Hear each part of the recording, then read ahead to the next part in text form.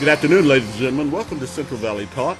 My name is Ray Johns. I'm your host, and the name of the show is Ray Johns, American Patriot. I've missed you guys. I've been away for a while, business-wise, with my mobile home business, and I'm back, and I'm so very glad you're with me. You know, I had a couple of calls about the American Patriot that I do every week, and a couple of weeks ago I got a call from a friend that I know that teaches school in Madeira, and she wanted me to talk about Molly Pitcher, and if you recall, we did that once, and so I wasn't going to do that. And then I got a call yesterday from somebody that asked about, they couldn't remember her name. So we're gonna make Molly Pitcher our American Patriot for today.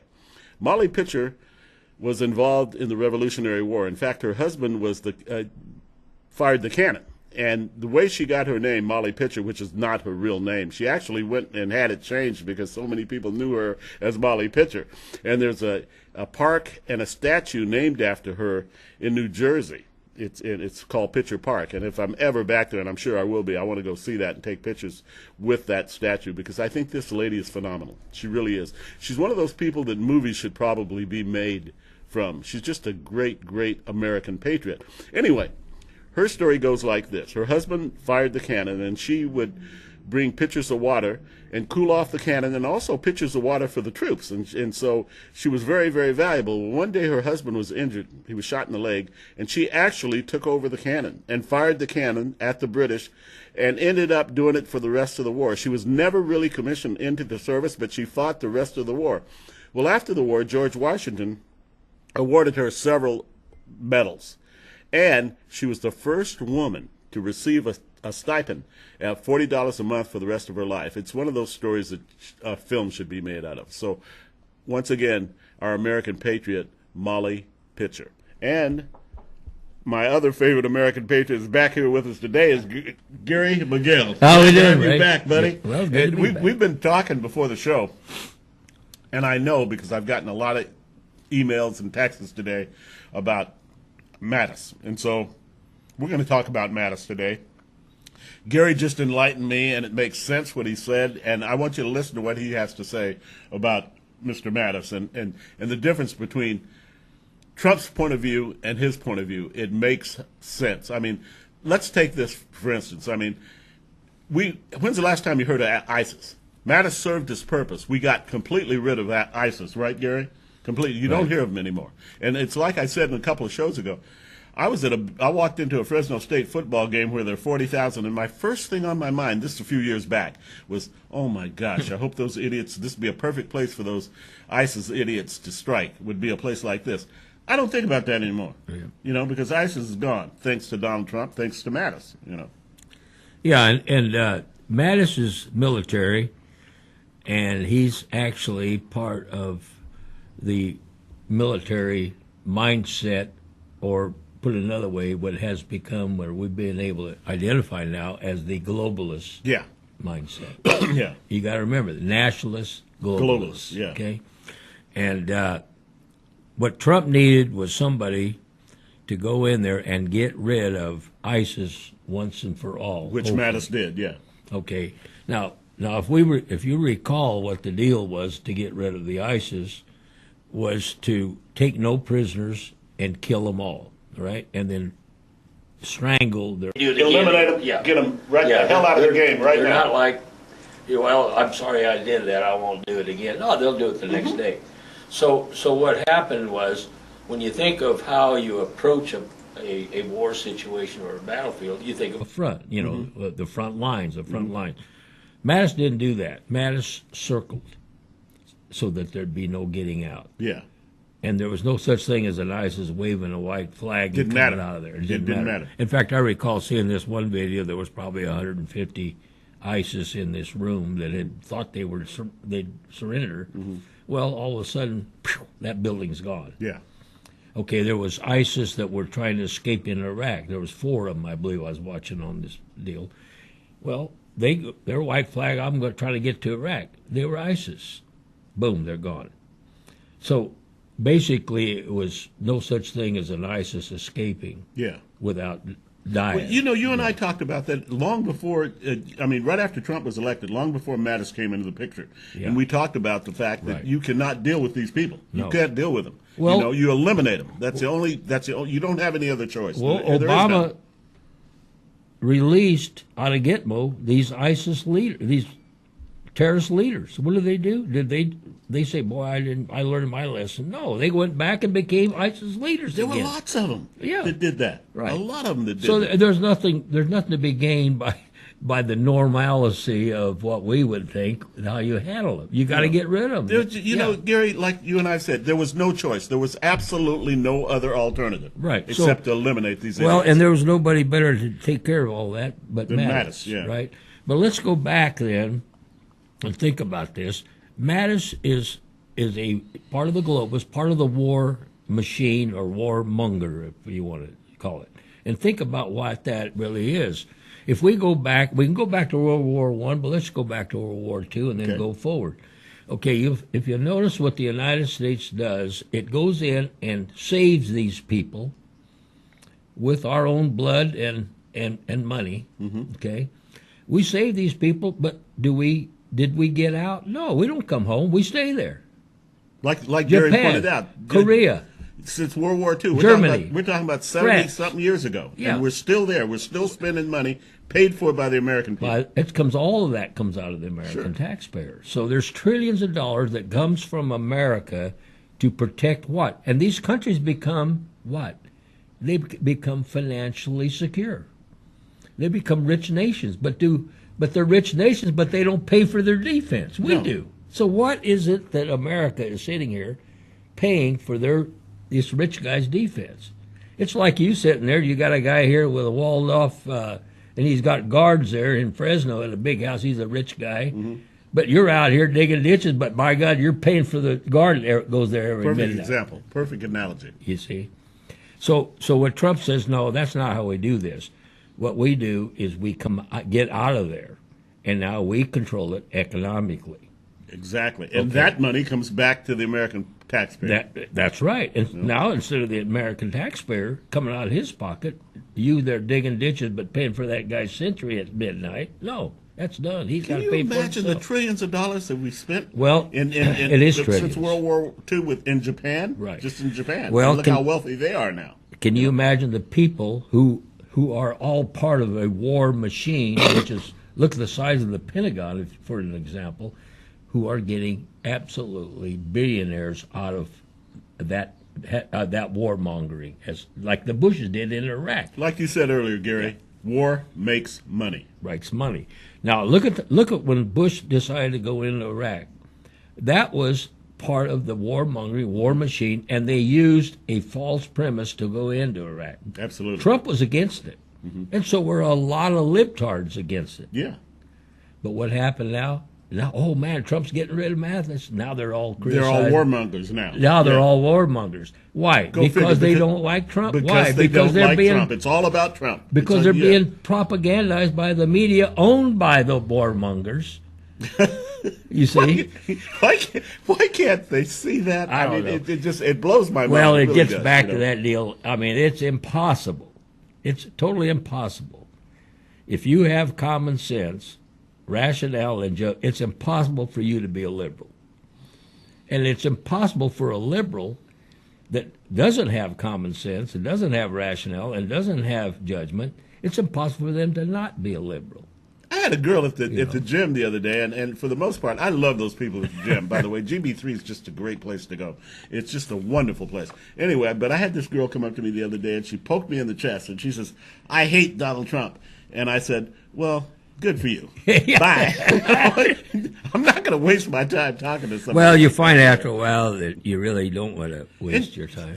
They're such a minority, you know. Well, they if really If are. I get 20 comments on my Trump shirt, 19 of them are positive. I love it. I love it. I have people every single. I'm at the service station last night in Sanger, out by my mobile home place. After I left my mobile home place, this lady gets out of her car and comes over. Her husband's fueling, and she came over and stuck her hand out. Oh, really? And she said, That's she awesome. says, "Good for you, young That's man." awesome. It made me feel so good. Oh, And that yeah. happens all the time. It happens all the time. I love it. Well, people are seeing that, but this Mattis deal, I don't have anything against Mattis, believe me. In fact, I'm glad we had a Mattis. Oh, we needed him. I mean, Yeah. look at that. If for nothing else, for ISIS. but You now know? we're into the next phase. Yeah. And that's the control by economics. It was what Trump used. Take Afghanistan. Good example. It's a perfect example. When will the American troops come home from Afghanistan? As soon as there's enough economic pressure on Pakistan, which Trump is doing right now, at that point there will be no longer American troops in Afghanistan. Brilliant. Okay. It's just brilliant when you think about it. It really is. It's Well, brilliant. let's take North Korea A perfect example. China. and China. It's the same thing. Pakistan is to Afghanistan as China is to North Korea. Okay, we had rockets going up all over the place. Trump puts economic pressure on China. What happens? No more rockets. No more rockets. Trump's weapon is not tanks. It's economics. It's economics. It's brilliant. It's But just he brilliant. needs the tanks to back up Yeah. his economics. it's It's almost like just in case. huh? yeah. Well, Yeah. it's kind of like your dad never had to spank you, but he kept that strap up there on the wall. That's a good example. And you always knew where it was. Well, you knew there was a strap there. That's one thing. That's one thing I had. What's that? And I'll tell you what, I never had a spank Ray. Really? No, I never did. What else? Oh, I had a strap hanging up there on the wall. That's a great example. Well, and that's the same thing that Trump is doing. He's got that strap on the wall because he wants the biggest, toughest military in the world. That's his strap on the wall, and I hope I never have to spank That's him. what's produced so doggone many liberals today is not having that strap on the wall. Exactly. You know, not having that Exactly. strap on the That's wall. They say, exactly- you got You're it. right, Gary. You got it.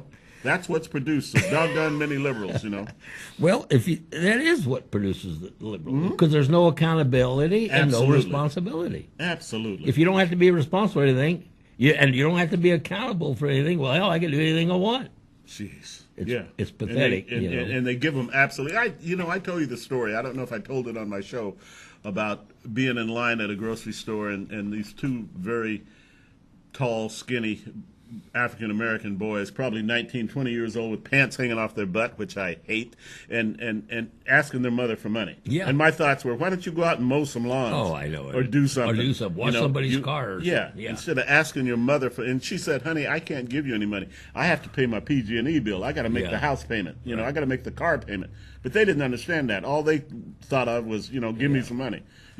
That's lack of that strap. Well, in the old days, kids would go work at other on farms and Yeah. milk cows for somebody and get paid. But guess what? They didn't keep the money. The money all came home and put it on the kitchen table. I worked for my dad, and that was great. And he paid me a man's wages, but you know how it was with milking cows. We milked at 3 in the morning and 3 in the Right. afternoon. And if I wanted, and I made good money, I just didn't know how to handle it. And I Right. spent it all the time, But if I wanted things in between time, if I wanted money in between time, shoot, I would go out to LeGrand and pick tomatoes. Yeah. Or pick Right. peaches. I'd do something and make a little extra money, Well, I And did it taught the you same as great, you did. and you did the same thing. Yeah, I'd It work taught at the you- cotton gin or something, But Gary, what did it do? It taught you great Well, worth ethics. at man. one time, I know in the Portuguese family, at one time when your kid got big enough to work, which was you were still pretty small, but whatever money you made, that all went back to the family. Yeah, Everybody, all the kids' money, they didn't get to keep the money. Yeah. They had yeah. to put it back. Anyway, that's a little severe, but that's the way it was. But one of the things that, Ray, that we want to keep in perspective, back to Trump and his economic, the number one thing, far more, I'm not going to say far more, but greater than anything else, including deep state, including the wall, including infrastructure, and these other things. The number one thing that Trump wants is to get a trade agreement with China. Absolutely. That solves it all. Absolutely. And when you consider the Chinese, back when you can remember, they were wearing those Mao uniforms, Mao all Zedong gray. back in the- yeah. Mao Zedong. And these people were all poor. Not all, but I mean, look what happened to all the rich people in China. They got more billionaires than we do. Right? More billionaires than any place in the world, Right. or in China right now. In China. Guess who did that? It came off the backs of the American Absolutely. worker. Absolutely. There was 60 to 70,000 factories that we had in this country that all went under. We don't see it here in Fresno because we're ag. but they went under. Oh, yeah, I know. Okay, where did they go? They went to China. Now, is that fair to the American worker? No. And who is this American worker doing? He paid for that. Gary, there was nothing that you could go out and buy that didn't say "Made in China." Well, everything, almost everything, and 90% of what you bought. You know, well, see, that's changing now. Okay, now think about this as just an example. Okay, when Trump left office, there was 900 people, new jobs every month in the months, right? Under the Obama administration. Yeah, 900 jobs. New jobs. Mm-hmm. Trump has been averaging, since he's been president, 75,000 new jobs every month. There you go. Not a year, but every month. There you go. So what Trump is doing is taking it back to the American people and the American worker instead of making China rich. Yeah. Okay, why not American people? And this goes on and on in so many areas. We just signed a deal with Poland. 15% of their LNG is going to be now bought and supplied by the USA. Oh, wow. You know, and that's just Poland. Yeah. And that goes on and on. Now, think about this.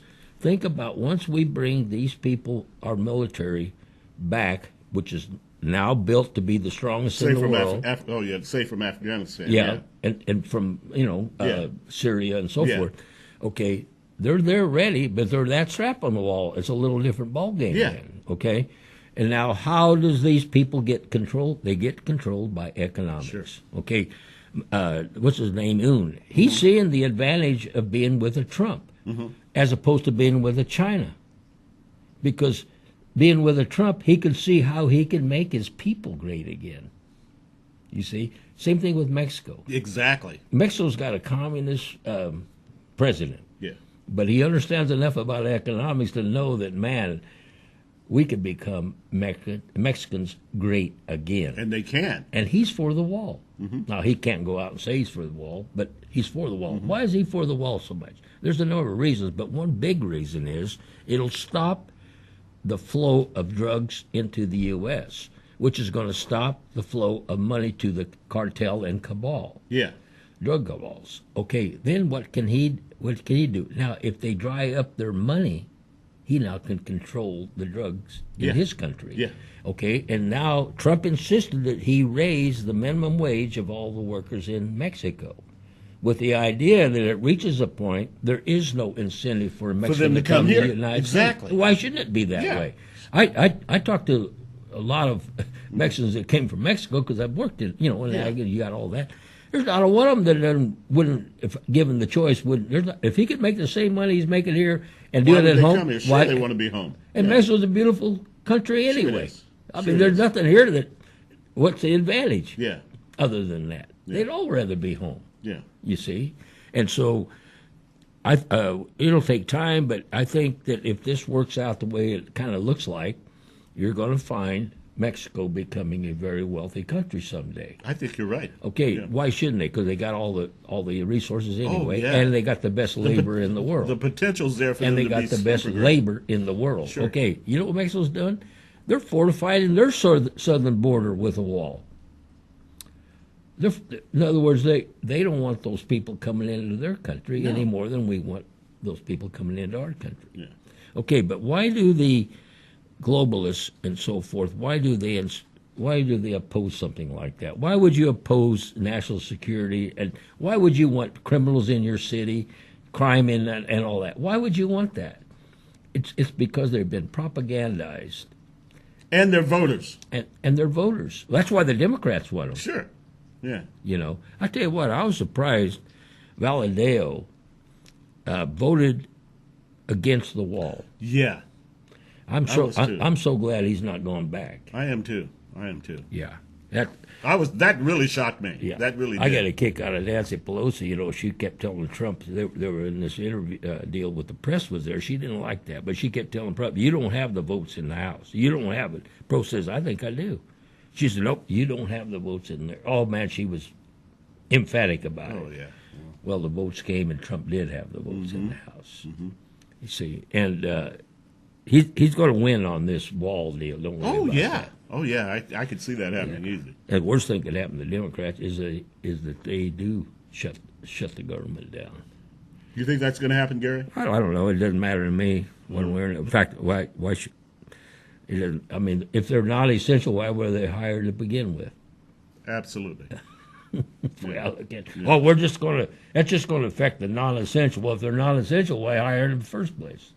I heard a lady say this morning, she said, and I was in line at a store, and I heard her say, well, the only people it's going to hurt is the poor people. They don't care because the people in government are making money anyway, so they don't care about the poor people. So it's I thought. Oh hell, I've been hearing that since since I learned English. And I wanted to say, keep on listening to CNN, keep on reading the Wall Street Journal, keep on reading the Boston Globe, keep reading those.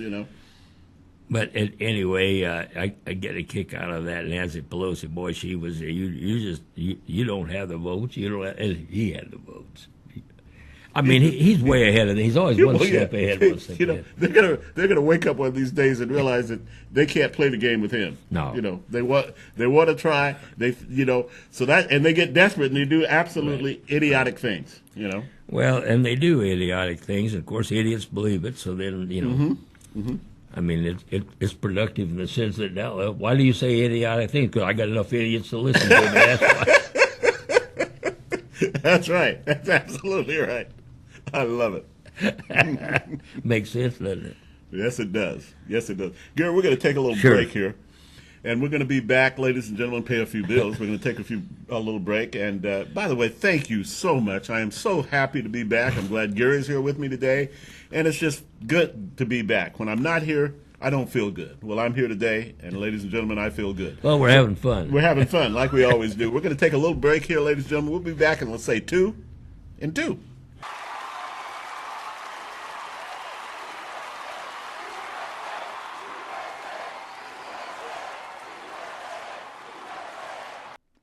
Okay, I'm back. I'm back with Gary. We're discussing all kinds of things, mainly what's happening in the cabinet with General Mattis and all the shakeup. And I've been getting a lot of calls. I had several texts already, some of them from my friends, some of them from my associates, some people that I do business with, because everybody seems to think that, especially the liberals, that this is a bad move. Believe me, it is not. No, in fact, it's a necessary move. Yeah, it's a necessary move, unless you want to continue to have wars all over. Unless you can, you want to continue to have our money go someplace that it shouldn't go. Exactly. Right.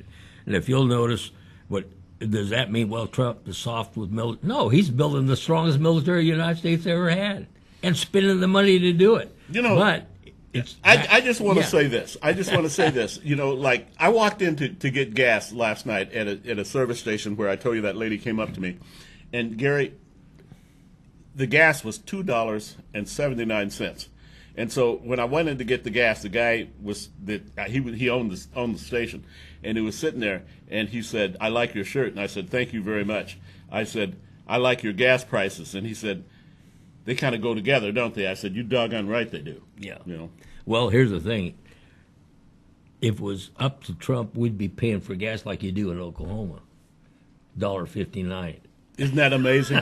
I told you when I went back. It's California that puts. When I went back to Oklahoma and we pulled in this gas station, I thought it was an old closed gas station. You know how you drive around, and you see a gas station way out in the country someplace here in California, and it's still got the sign that says $1.50, and it's been closed for 20 years. Yeah. That's what I thought when I went to Oklahoma, and I told my buddy Bob, I said, "Is this place open?" He goes, "Yeah."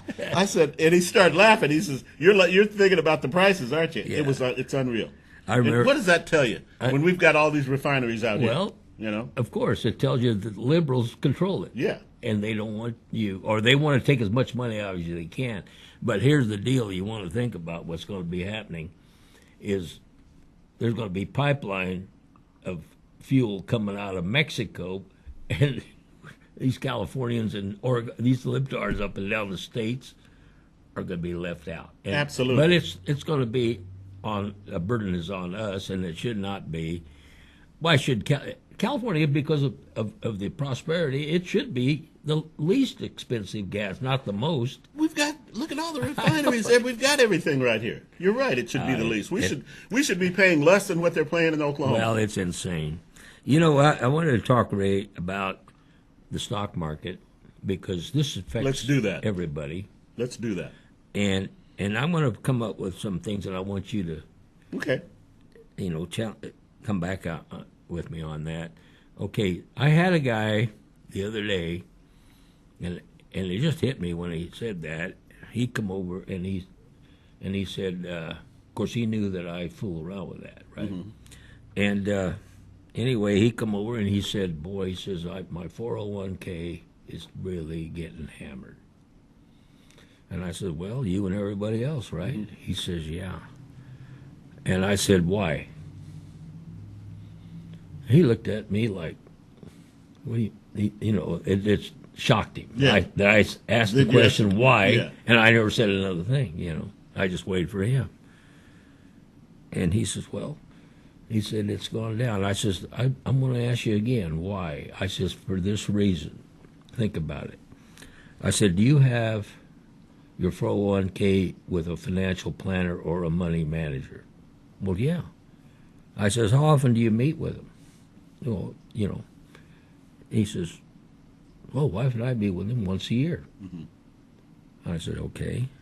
And the reason why I asked why is, why didn't your money manager get you out of the market when it was time to get out of the market? What did he say to that? He says, he probably didn't know. No. Well, he doesn't. I says, why do you waste your time to even go see him once a year, if that's all it is? Because what I'm telling you is, there is a timing device that he would have known when the market got at a certain point for you to get out. Yeah. But he didn't take you out. Why? Because he doesn't know when to take you out. Mm-hmm. Okay? He doesn't know even, when or where to take you out. Okay? Now, multiply that all over the country. Oh, my goodness. And so what happens is, people don't realize the real blame for not getting out when they should is it's not anything but the money manager that's managing your money. Why are you paying him all that? And he said, "Well, I hadn't looked at it that way." And I says, "Well, let me ask you this: is there any other way to look at it?" Now that I ask you that question, why? Now think about this, Ray. These people, the money manager and the planner, they don't know any more than you do. Yeah.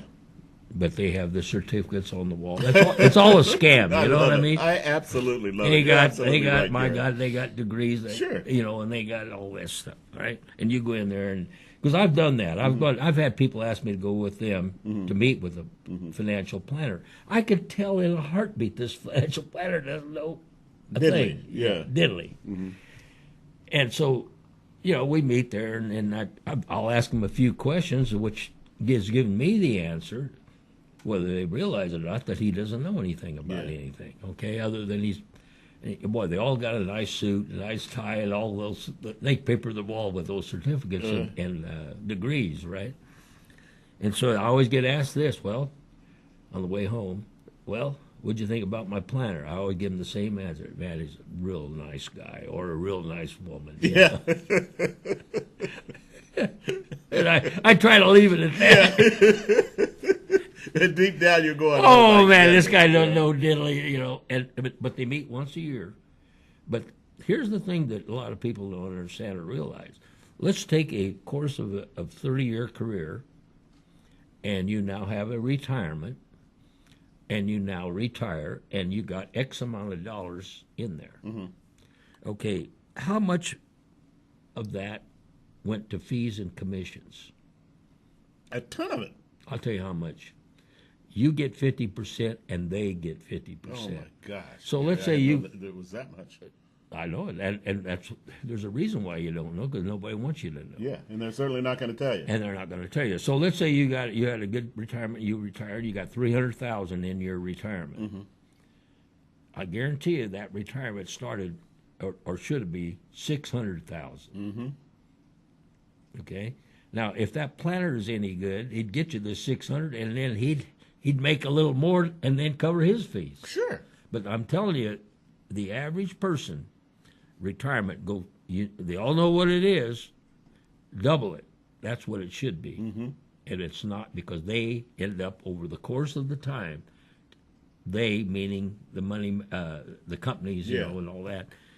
It ends up there was 50% of your retirement that went to fees and commissions. Sure. And it's the biggest scam in the world. Sure it is. Okay, that started back, with the 401ks. You go back to George Bush to a lot of this. One world order, globalists, and Sure. all that. It all goes back into that. And so what I told this guy, I said, now look, I said there's nobody to blame for you losing money in your retirement. You don't blame the president. You don't blame the bank. You don't blame any of that. You know who you blame? You blame yourself. Self. Absolutely. Yeah. And the real reason why you're losing money is because your money manager didn't get you out. And the real reason why he didn't get you out, because he didn't know any better. Yeah. And the reason why he didn't know better, because they don't want him to know any better. So he just does the same thing he does all the time, like everyone else. Wears a tie, puts on a suit, has his degree on the wall. yeah, and papers his wall with degrees and certificates. Yeah. But he doesn't know a thing. Okay? Think about that. And then you say, well, wait a minute, well, then why are you losing money? Yeah. Why are you in the market right now? Yeah. Well, don't tell me how smart your planner is or your money manager is, because he's not very smart. I know someone who made an investment years ago, and she has not made a dime on her investment. About once a year, they give them a free dinner, They do. They give them a free dinner at some big fancy restaurant on the money that they've made for all their clients. They Right. do. Like one time it was at Ruth Chris. And I think once a year, they give them a free lunch where they have them bring all their papers over and they shred the papers. They're shredded. It's a shredding luncheon or something. And they give them a free lunch, right? That's all that I know of that she's made off this investment in years. How ridiculous, Well, it's the shearing of the sheep, Sure it is. And there's nothing more easier to shear than a liberal. Mm-hmm. But I'll tell you that. Boy, they're just, oh, man, you know how emotional they are. Yeah. Man, she gets that free dinner. That's all she thinks about. Well, thank goodness she's not a liberal anymore, but she's still getting taken. Still getting sheared. Yeah, she still hadn't made any money off that investment that she made years ago. But no, if you take the average person with a 401k, what they end up with after their retirement is the value of that 401k should have been doubled. Yeah. But that went of the total amount, 50%. Okay, let's say 300,000. 300,000, they got 300,000, whatever company they're with and so forth got over the course of the years. Okay, so what the answer to that? Well, the answer to that, unfortunately, is you're not going to learn any of that in school. I don't care how many colleges, Harvards, or whatever you go to. It doesn't matter. Right? You're right, Garrett. Okay, what it matters, and there's people that do that. It matters for you to take and do the diligence yourself. Okay, I'm going to use an example. Okay. I got a friend of mine who is a retired Navy. Now, he's not retired officer. He's none of that. He was just a seaman on a boat, right? And he retired, but he understood this about the market. And he says the market goes up, and when it gets at a certain point, then he gets out, but he doesn't sell it, short it. He doesn't understand that. He sells it. Okay, so let's say he has 1,000. She starts with 1,000 shares. The market goes up, okay, and he gets out, but he'll wait. And then he sees it come down, and now it's time to buy in his mind. He takes the profit. Now he has 2,000 shares. Sure. Come down. Now he has 3,000. Actually, he has 4,000 shares. And he's been doing that, and the guy's a millionaire. Sure. And what was his vocation? Sitting on a boat. He doesn't have any degrees Scrubbing the deck on his wall, does he? Oh, I don't even know if he probably graduated high school. Jeez. But the point is, that isn't the point. The point is that he took the responsibility for his own benefit. Exactly. And he took it to determine his own destiny. And he did, he had sense enough that when the market gets high, now there's programs out there that'll tell you when to get out, or where to get out. But you're not going to get them on the internet. You're not going to get them anywhere like that, because people with those programs aren't going to put them anywhere. No. But the point is, now I called this guy, and he asked me, if I do that was last summer. I was talking to him. I said, yeah, because the market was time to buy last summer, you know, in July. And I said, yeah, I'll do that. I'll let you know. And so it came October, and I got a signal to sell, you know. And I called him. I said, hey, you do what you want, but what I'm observing right now is time to get out of the stock market for a while. Yeah. Now, I said, it could go higher. I don't know that, but I tell you, right now it looks like it's going to be going down. And that was in October. Well, he had already started, you know, he didn't take a lot of convincing. In fact, he didn't take any. He says, well, thank you. You verify what I've been thinking. And he did. Now think where he's at now. Remember, he got out here. Now look where it is now. Look what he could buy now. Oh, yeah. With the profit he had here, now look what he could buy now. Yeah. See, Smart that's the move, key isn't to it. Okay. It goes back to what you and I say all the time on the show, doing your own due diligence, finding out yourself, as opposed to relying on someone else. Well, you know, you have these people always preach this buy and hold, buy and hold. That is wrong. You know that in 1929 the market crashed. Let's say you buy and hold, and you held it. You know you had to wait till 1952 before you got even? That led right into the Depression. That was the reason for the Well, the Depression. point is, my point I'm trying to make is you don't buy and hold. There's times to get in and there's times to get out. People talk about Warren Buffett. Oh, they're just disciples of this Warren Buffett. Do you know that one of the biggest traders of things is Warren Buffett? He doesn't sit there with a company and hold for forever. Now, he preaches that because he wants you to be in that company. They don't see it. But that's not what he does. I find out he's one of the he trades it. Well, and I say trades. Well, I don't understand how to be a trader. Well, you can understand it. I don't care. It doesn't take a mental giant to figure out certain things that if you go in and just learn a little bit. But see, the idea is to keep the people stupid. Why? Because there's going to be people that don't know anything that you think know something who are just as stupid as you are, but by God, I love it. I absolutely love it. But they convince you that they're smart. Oh, yeah. Oh, yeah. Absolutely. Now, why is it? You ever heard anybody complain about their financial manager or money manager when the market goes down?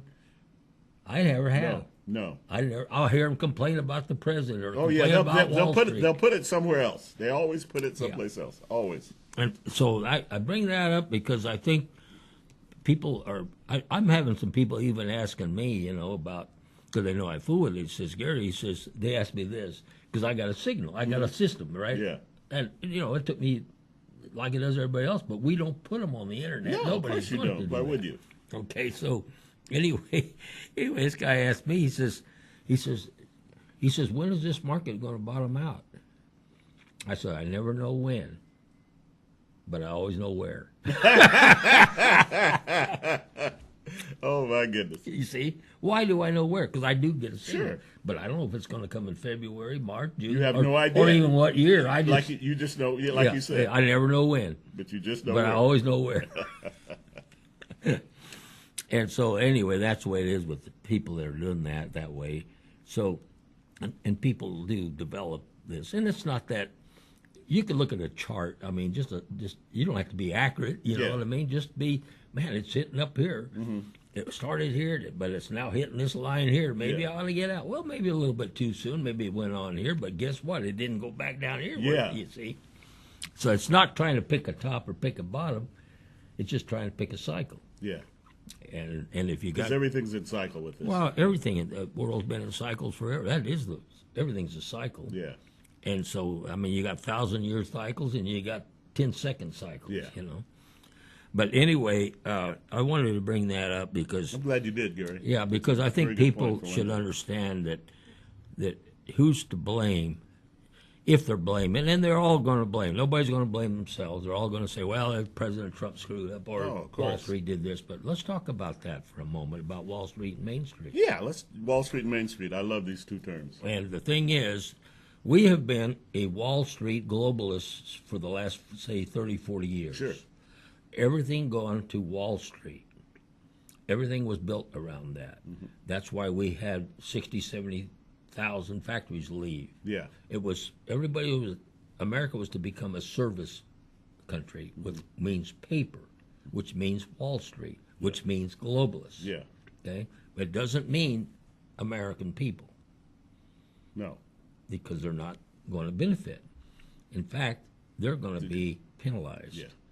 Okay, so we go and we build China and we build Wall Street and we got all these trillionaires. Why is Trump being so vilified right now by all the media and everything else? It's because the trillionaires, and there's trillions at stake. When I say trillionaires, I mean collectively.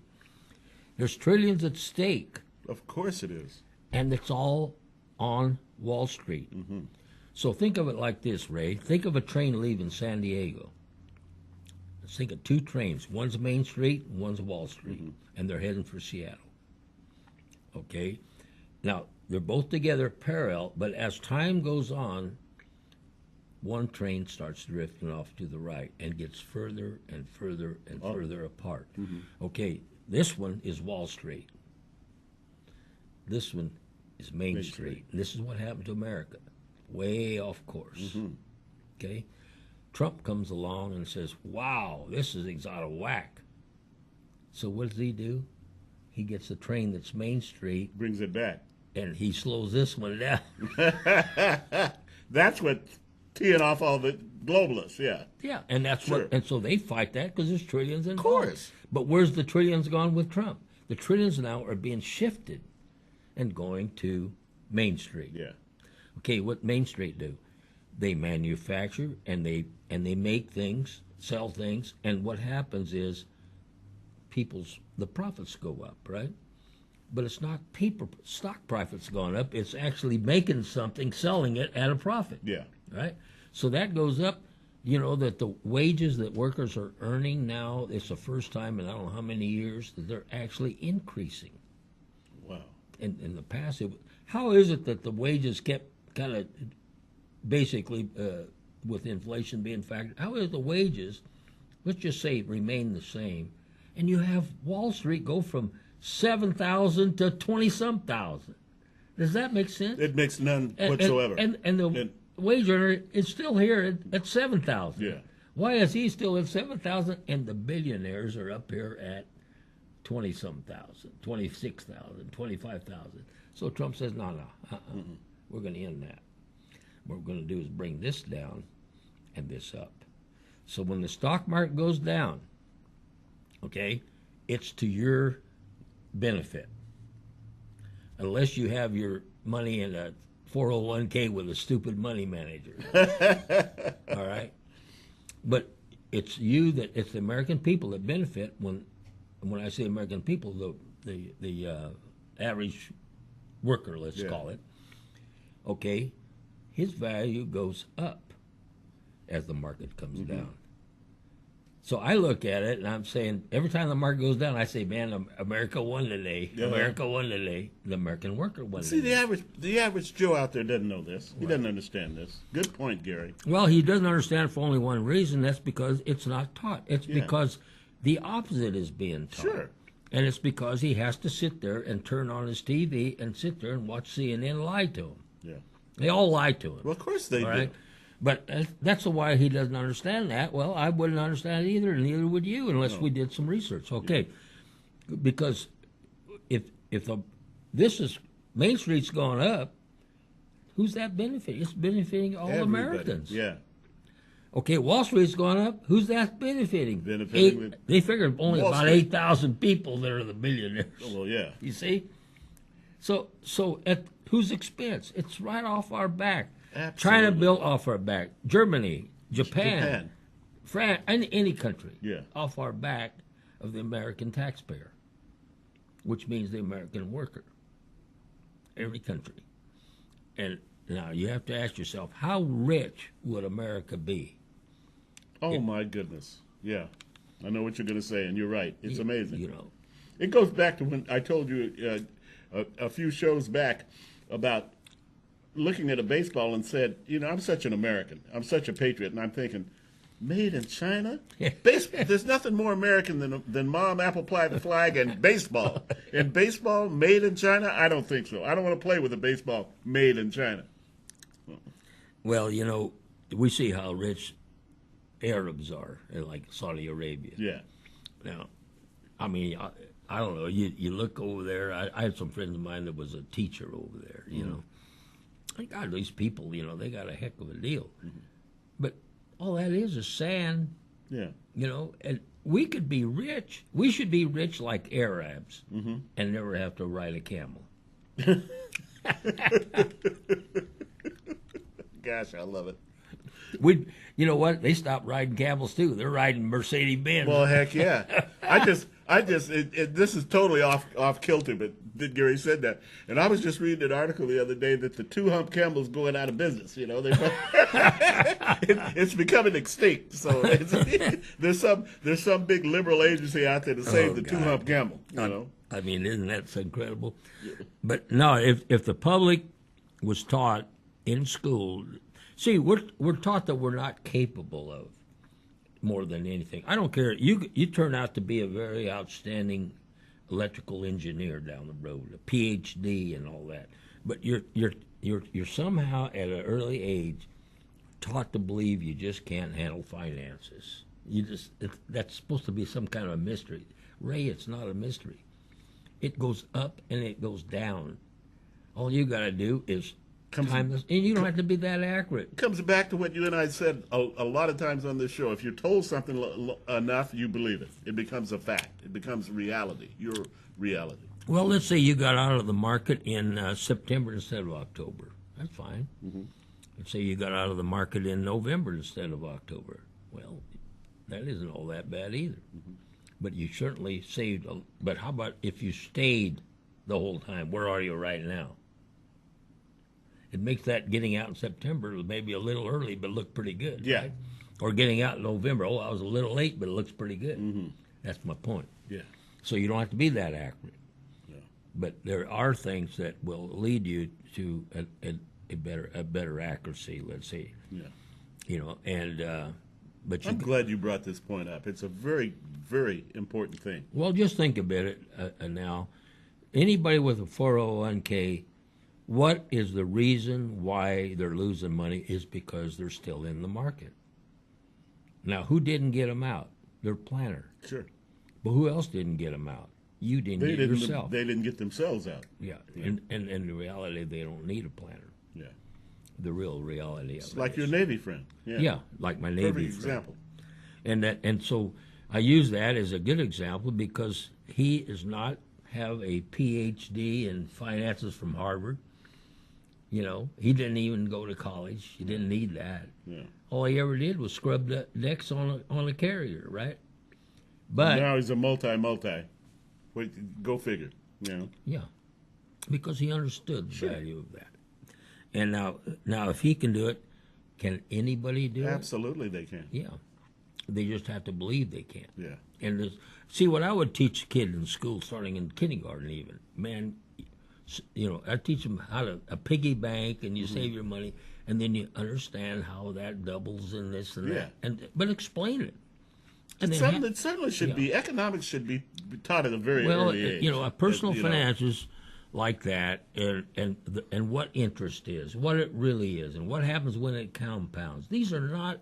We're not talking about the subjects in school that are tough. Yeah. I mean, that are important. Algebra is much tougher than that. Yeah. Physics and chemistry. Yeah. And, you know, some of the classes, botany or biology, some of those courses are much more harder to get through and learn than what we're talking about here. And this is so necessary. You know, well, because that's the most important thing for you to have is financial security, you know. Guess what, Gary? Like it happens every week. Like every time we get this guy on, man, the time just flies back. He's my only guest that the time just flies back, and it's happened again. Well, thank you, Ray. And we need you to come back next week if you can. We're going to be here. I have missed you guys. I'm so glad I'm back. And like I say every week, and this thing is really catching on. It's come full circle now. When you see a law enforcement officer, please take time, go up, shake his hand, tell him what a great job they do, because they do a wonderful job of protecting us and serving us. And they're wonderful men, women, all ethnicities. They do a great job. We've got a great police force here in Fresno, highway patrolmen, FBI. I ran into a friend of mine that I hadn't seen for years. We're going to have lunch next week. He's an FBI agent, just retired. Oh, really? Wonderful guy, just wonderful guy. So, hey, Fernando, I hope you're watching. He said he's going to watch today. I hope you're watching. Good job, buddy. And go up and shake their hands. Make them feel good. Tell them how much we appreciate them, because we really, really do. So hopefully everything will go okay, and we will see you again, like I say, every single Friday, until we meet again joyously next Friday at 3 p.m. Heaven's blessings. God bless the